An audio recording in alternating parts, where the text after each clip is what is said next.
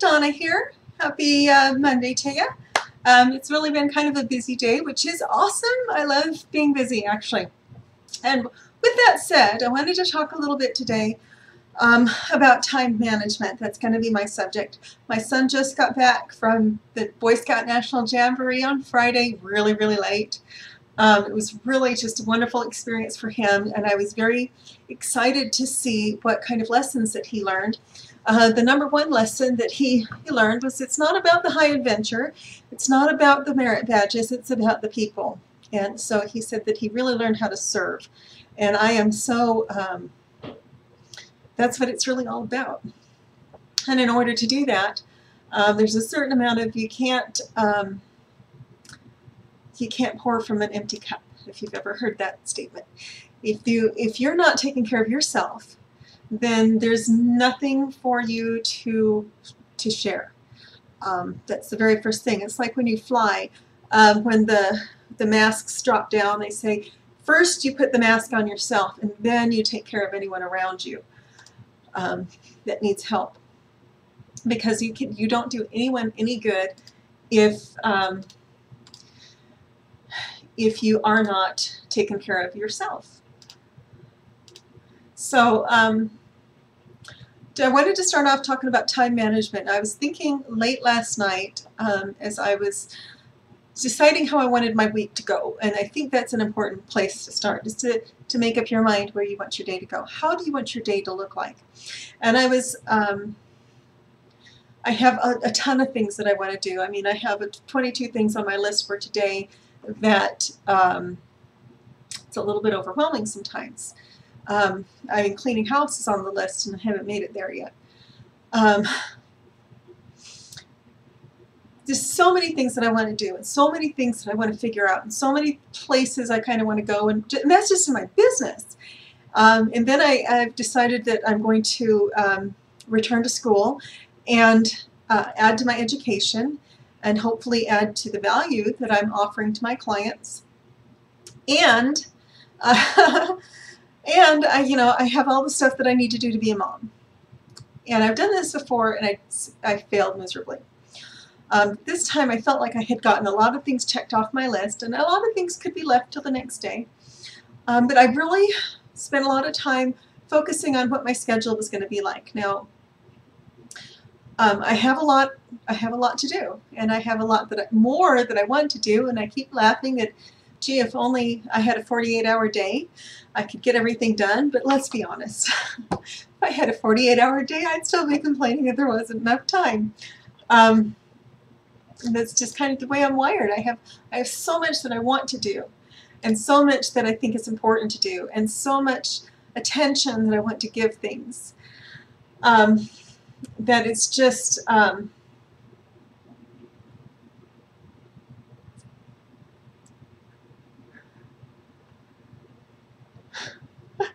that it's just hard to get everything done. It's hard to get to decide what's the most important thing. So I went online last night, and I was really trying to figure out how to plan my day. On Mondays I have a client that I physically go to in the morning. I do all their filing, and I do all their work. They're in their office, and that's a 20 minutes in drive time plus work time. And then I have to go pick up work from another client in Sandy, which is some more drive time, and then I have to get back home, and then I need to work for another client, and I have a list of things I need to do for them. And then I have to, what else do I have to do? Then I need to be on Facebook, and I need to spend some time in personal development, and I need to spend some time working on a relationship and trying to be a better person. That's important when you're in business. And I want to work on a white paper to offer to prospective clients, and I want to work on a book for Kindle. So I was like, I have all of this stuff to do, and how do I pack it in? How do I really fit everything that I want to do into just 24 hours a day, minus sleeping, so more like 16 hours. And I need to get fit. I need to get physically fit, which means I need to go to the gym in about an hour, and I will go and I will I'm kind of weird because the gym that's closest to my house is so dirty and run down, and the only good thing about it is the yoga classes. So I'm actually going to go down to Orem to a different gym, which is 5 minutes away or 10 minutes away, to do my weight training. Then I'm going to come back up here to American Fork to go to a yoga class. So if that doesn't make you tired, I don't know what will. And it's because the Orem gym is just cleaner and it has a better atmosphere. It's more chill. The American Fork gym is overbooked. It's virtually impossible for me to ever get, I want to go in and lift weights and get out. I don't have a lot of time to stand around and wait for all of the gym rats to get done, while they're spending 20 minutes in between sets and not letting anyone work through. I don't have time for that. I just need to get in and get my workout done and get done so that then I can go on to my next thing. And this is a pet peeve. I have sat down with the management at the American Fork gym. It's Vasa Fitness, by the way, and they used to be Golds, but it was always the same problem. It's a bigger gym, and I would sit them down and say, this is not okay. I'm paying more money than most of these people here. I can't get, because I have a different membership, I can't get to any of the equipment that I actually need, and you've got it filled with a bunch of crap that nobody needs. And they just go, oh, well, too bad, so sad, must be sad to be you, which just infuriates me. And I've thought several times about switching my membership, but it would be like out of the frying pan into the fire. There's no good gyms around here. Now, with all that said, I have a lot to do. I have 24 hours in a day. I have to sleep for 8 hours a night. I mean, I'm not one of those people that can function on 3 or 4 hours of sleep. And I actually don't think most people are. I think most people really do need their 8 hours of sleep. So I have 16 hours in a day that's available to me to do everything that I need to do, to take care of my clients, to take care of my education, to take care of my my housework and the things that need to be done, to work on advertising campaigns, to write books, to do all the things that I have planned for myself. And so how do you fit it all in? Well, the first thing I do is I take my Google Calendar, actually, and I will block out the time. I will schedule it. I'm going to be down at Edgemont Auto Services from 10 o'clock to 1 o'clock, Monday, Wednesday, and Friday. And then I block out the time that I'm spending on my other big client. And I just block that out. And I put in there, in that day, and I do this every night. Now, I did this last night and my day was a lot better. So, I blocked out the time. This is for Edgemont. This is for my other client. In between, I have to run packets. Well, what else do I have to do? Oh, I have to be on Facebook. And I need to spend some time thinking about what I'm going to say. And then later on tonight, I need to journal for at least 30 minutes. I will run a timer for that. And then I need to spend some time in personal development. I need to spend some time just journaling. And I need to spend some time rejuvenating. And that's what the workouts are for. And I thought about that, and I started to kind of work on that. And then I decided I better begin with the end in mind. If you remember Hiram W. Smith, he says, begin with the end in mind. What's my outcome? Well, my outcome as far as workouts is concerned is to have a strong, healthy body, to look as youthful as I can for as long as I can. I laugh and I say the goal is to die young as late as possible. And so that's what I want to do. I still want to be healthy and strong and flexible. I want to have no health problems. And so in order to do all this, I need to work out so I can keep my weight down, so that I'm not carrying extra weight, so that I can have the energy to go do everything else that I want to do. And how am I going to do that without burning out? Well, I know weight training is good, and I know cardio is good, and I also know it's good for me to get up in the morning, and the very first thing I do is to at least go for a walk. Even if I don't have time to do a full hike, at least go walking. I can't run because I have a torn meniscus, so I'm not risking my knees. But even just walking around the block, I'll set a timer. You'll notice I'm going to set a timer a lot. I'll set a timer for about 20 or 30 minutes, and I will walk away from home for 20 or 30 minutes, whatever I've set the timer for. And then when it goes off, I turn around and come back, and it never takes as long to get back as it did to get going. And so that usually takes care of my cardio portion of my workout. And then today, for example, if I was to go into weight training, today is chest. I'm going to go in and I'm going to do, I already know this, so I don't have to stop and think about it. I'm going to do bench presses, incline presses, decline presses, dumbbell presses, and possibly some push-ups, depending on where I'm at. I'm going to do 3 sets of 15 each, with as much weight as I can do to get through 15 reps. That's what I'm going to do at the gym. As soon as I'm done with that, I'm leaving. And then I'm going to go to yoga. And it sounds like a little bit of overkill, but I found that if I go to yoga, that gives me time for me to actually decompress for the day. It's my stress relief. I started out being really, really good about yoga, and then have been really horrible about it. And that's partly because my day gets going and I start looking down at the clock and I go, oh, class is half over and I'm not done yet. But I put it on my schedule that this is my workout time, this is my yoga time, this is my cardio time, and and if I need to, I can adjust those times, except for yoga class, that's out of my control. Or I can do yoga at home because I know the flows. And I know that if I'm physically active, then I'm more able to focus. I've mentioned before about people with ADHD. Physical exercise helps a ton. So I have all of that I need to do, and I will actually block out the time,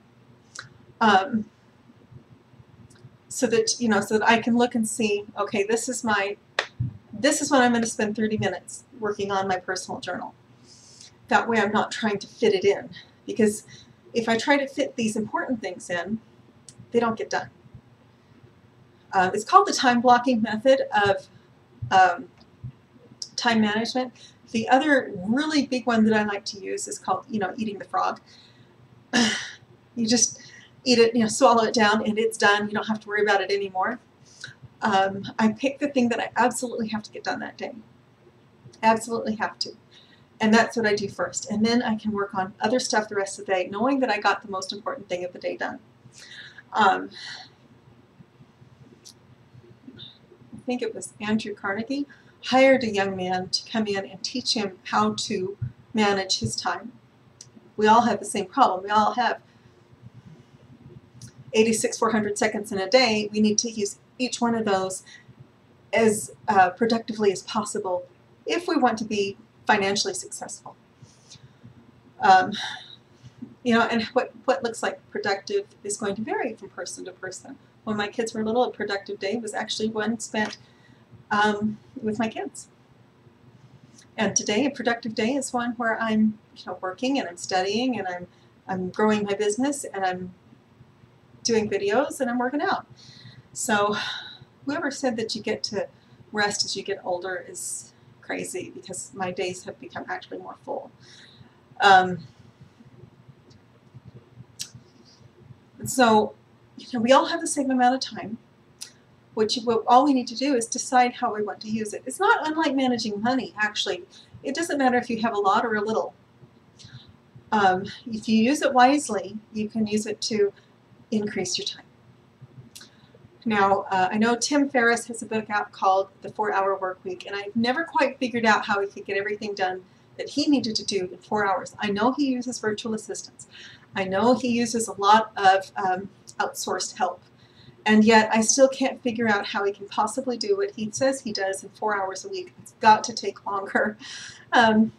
I just don't think it's physically possible, because maybe I'm too much of a control freak. I don't know. But there's things that, yes, I would want someone to help with.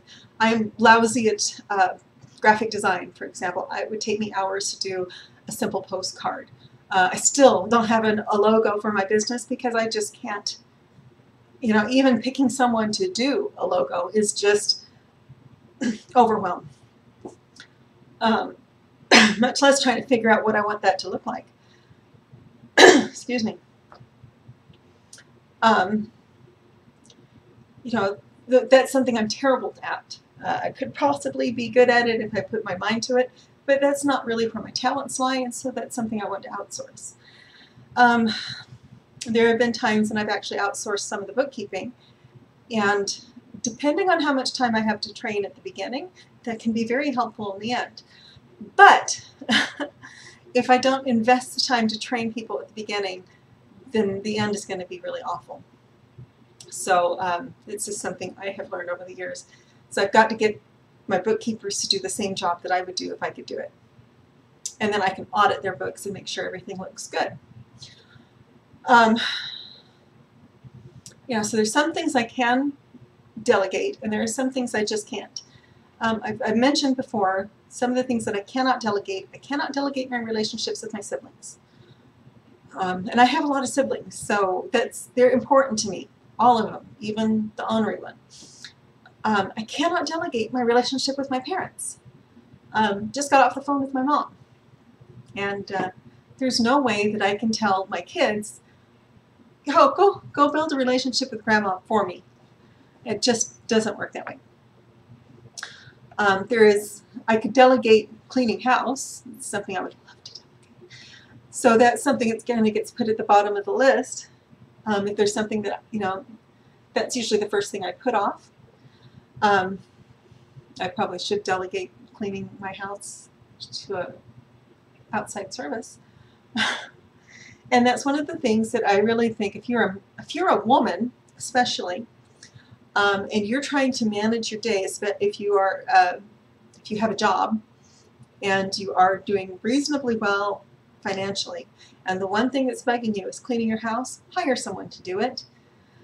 There's something that really resonated with me. I was watching the TV show House MD, and the medical director, I'm not quite sure what her title was, but she was over the doctors, and she was insanely successful. She was like one of the youngest doctors in her class. She was one of the few women in a leadership position, and she was actually even younger than they thought that she was.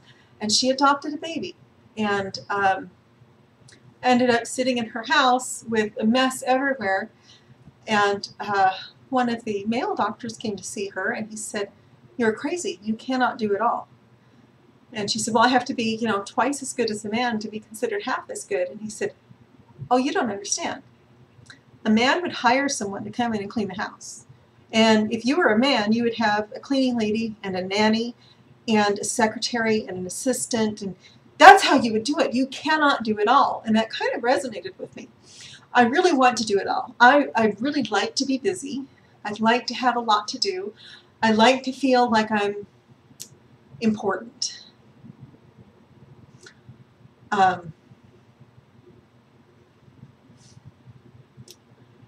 really like that. I like this feeling that I'm making a difference. I like to be indispensable.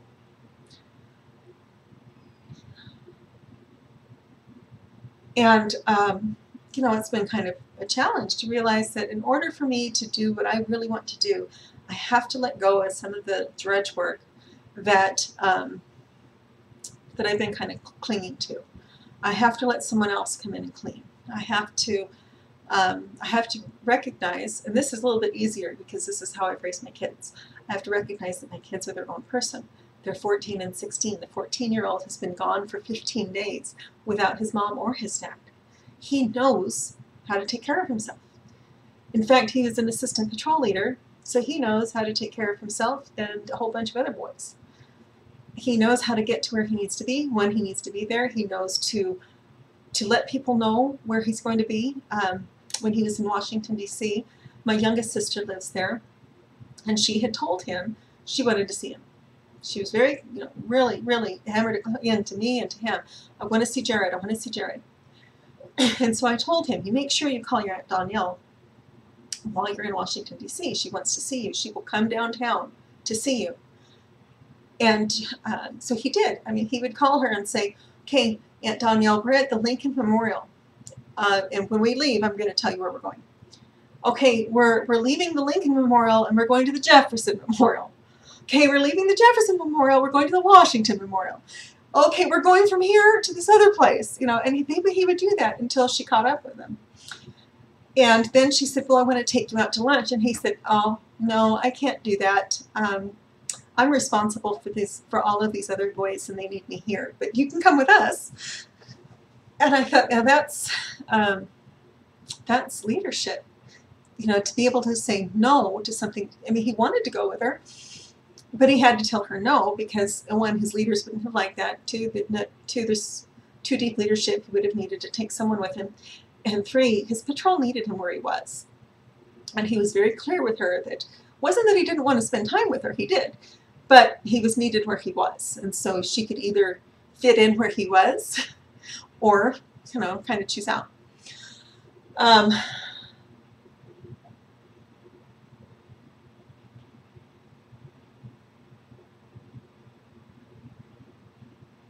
I'm just kind of chuckling. One of the boys from Jamboree, his mom posted and said, he didn't charge his camera. He didn't take very many pictures. So if you have any pictures of him, would you please send them? It's kind of, we've all kind of gotten friendly as we've gone through this 3-year ordeal of 3 weeks of Jamboree, 2 weeks of Jamboree. So yeah, so what I do is I use the time blocking method. I decide what's most important to do. I decide when I can do it. For example, some of this stuff won't get done till 11 o'clock at night. I'm not even going to try to journal about my day till the day's over. There's times when another thing that I'm really trying to do that I'm not doing very well at is to get up early in the morning. I struggle with this. I have struggled with this my whole life. And I don't know whether to, so if you have any comments on this, please comment below. I don't know whether to embrace it and just say I'm just a night owl and that's just how I am, or if I should keep working on getting up a little bit earlier in the morning. I tend to naturally get up about 7:30 or 8. But at 6:30, I keep saying I want to get up at 6:30 and go work out. It's just not happening. I can do it if there's something important, something exciting that's going to happen then. If I have a meeting or if I have something really, really important that's going to happen first thing in the morning, I can force myself to get up, but I have never been able to get up really early in the morning to journal or work out or anything like that. I tend to want to do that at night. So there you go. So you block out your time, and some of that time needs to be kind of open. It may be, some of it I have 30 minutes of just journaling, just focused journaling, and I will set a timer. The reason I set a timer is not so much to keep me from going over, but to create a sense of urgency that I need to get this done. I've got 30 minutes. I need to get this done. I use the timer for almost everything.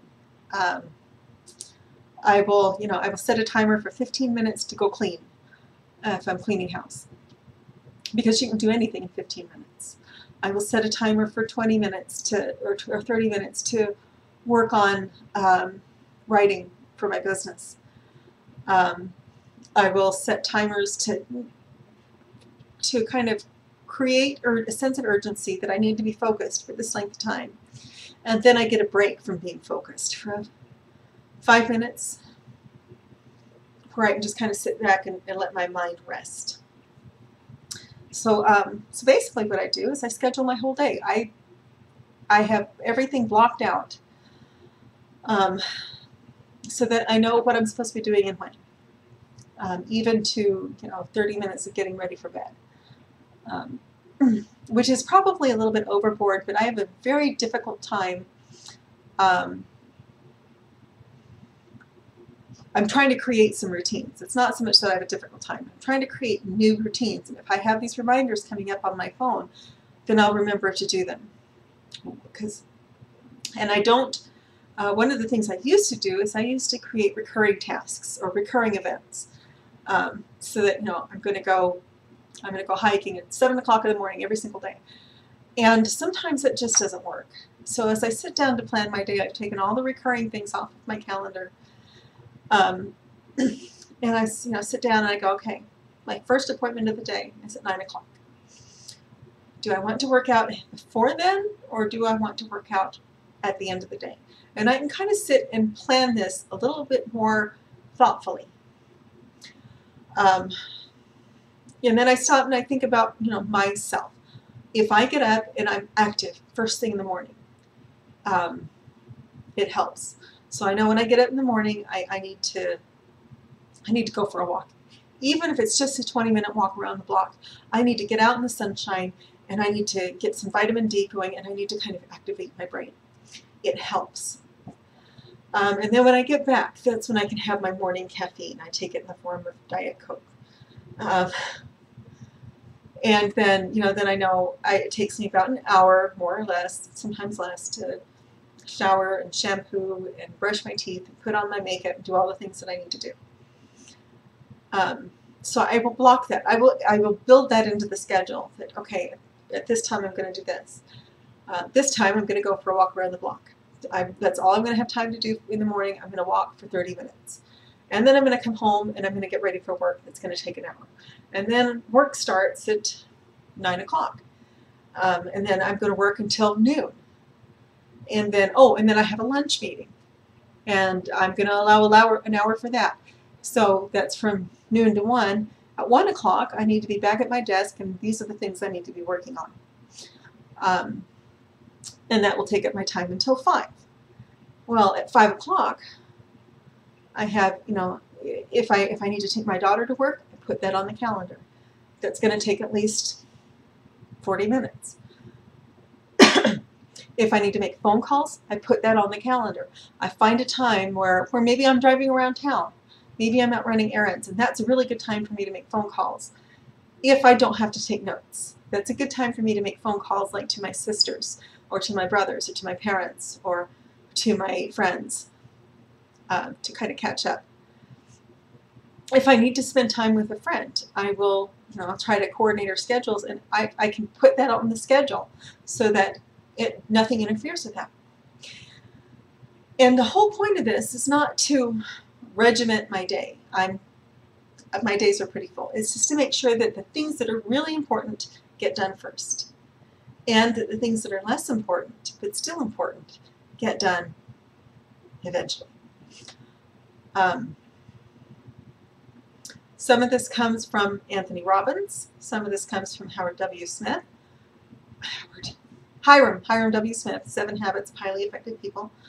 The very first thing, when I go walking, it's sharpening the saw. When I go to yoga, it's sharpening the saw. When I'm working out, that's sharpening the saw. If I need a massage, I put that on the schedule. If I need, it's just so easy to get busy with the urgent things that maybe aren't important. I even set aside time for me to, like I said, to make phone calls.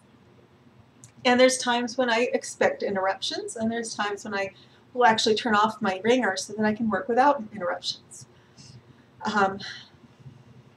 So that's the blocking out method.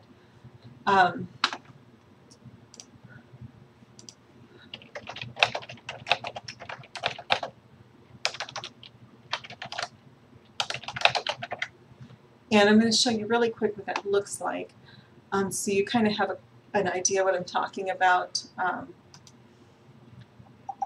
I use that, and I use a Pomodoro technique. And a Pomodoro technique is basically using a timer. So I have Focus Booster on my computer, and when I'm running that, I will work all out for 25 minutes. And then I will work not so hard for 5 minutes. It's when I will, I'll get up, I'll go to the ladies' room, I'll get a drink or something, and I'll just kind of rest my mind a little bit. I guess that's the best way of putting it.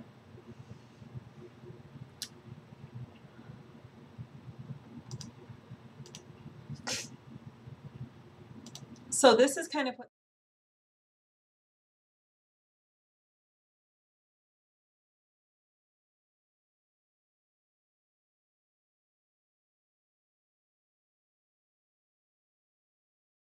doesn't mean that he's going to be doing this every minute of the day. He could completely change his plan. All this is a plan. It's like a budget. Doesn't mean that you're going to be precisely on it. It doesn't mean that you're going to tell your friends, oh, I've got to run, I'm 5 minutes late for my study session. but it does mean that you at least have a plan. You know what you want to get done that day. Once you have things planned for, then you can decide how much play you want to have in that. I would really suggest be free to revise it. It may be that this has actually happened. Okay, so here I am, and I have my day planned out. I'm going to be at my one client's from 9 to noon, and then I'm going to take lunch from noon to 1, and have a meeting, and then I was going to go I had a whole bunch of things scheduled, and in the middle of all this, my oldest called me and said, "You need to come home right now." I said, "Why? Nothing ever happens." She said, "No, Jared's broken his arm. We're taking him to the ER. You need to come home." There goes the plan. That's something that's both urgent and important, as opposed to, wanting to call and just visit, which is important. And I really hate to make it sound like it's not important. It is important. It's important to refresh yourself, and it's important to build those relationships, but there's a time and a place for all of it. I don't necessarily want to call and just visit with someone at 2 in the afternoon or 8 in the morning, which is prime work time. I want to do that in the evenings or on weekends or at lunchtime, which I don't know if this makes any sense to anybody, but that's pretty much it for this very jumbled, crazy thing about the other thing that I do a lot is if I think about something that I know that needs to be done, I will open a to-do list app. Right now I'm using Wunderlist. I have used Todoist. I probably am going to go to the Microsoft To Do because I use all Microsoft and Android products. I don't use Apple. And I like the idea of being able to open Cortana and have it take care of that for me. But it's not,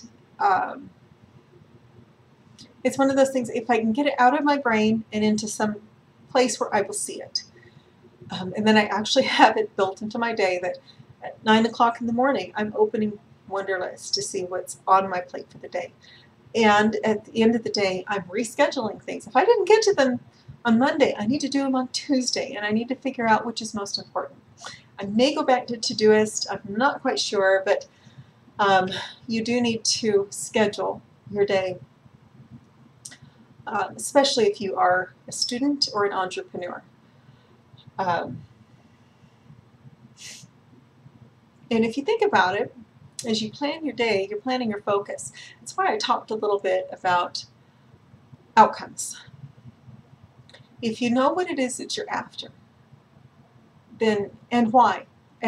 Simon Sinek is huge on start with why. Why do I want to be physically fit? Well, because I don't want to be an old woman in a nursing home. That's why. I want to be youthful till the day I die. Because I want to enjoy my kids and I want to enjoy my grandkids. If you think about it, if you start to think about what you want to accomplish with your week or your month or your life, but I would do it on a shorter term. I would probably think about the day. What do I want to accomplish today or tomorrow? I'm going to be doing this tonight at about 11 o'clock. What do I want to accomplish tomorrow? Tomorrow I don't have any on-site clients.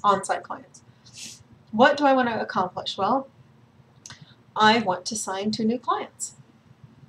Why do I want to do that? Well, I want to be financially independent. And so I need to, that's why I'm doing some advertising. That's why I'm doing a lot of promotion.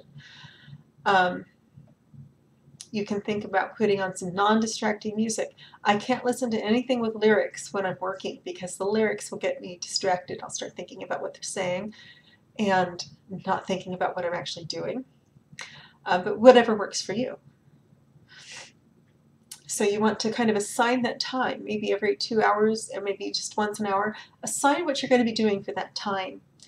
And then you start by thinking about what do I want to accomplish and why do I want to accomplish it?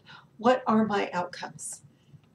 If your outcome is to slim down and be healthy, then you have got to put meal planning and working out in your schedule. It's got to be planned for, because if it doesn't get planned for, it just doesn't happen.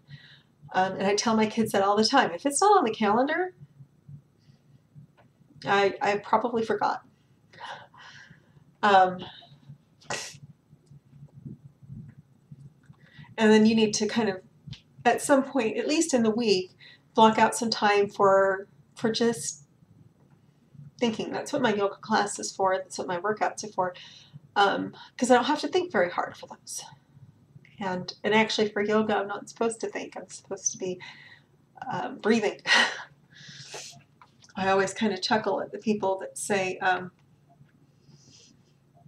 you need to breathe. And I go, I just came out of an hour-long class on breathing. Yeah, believe it or not. So, try it.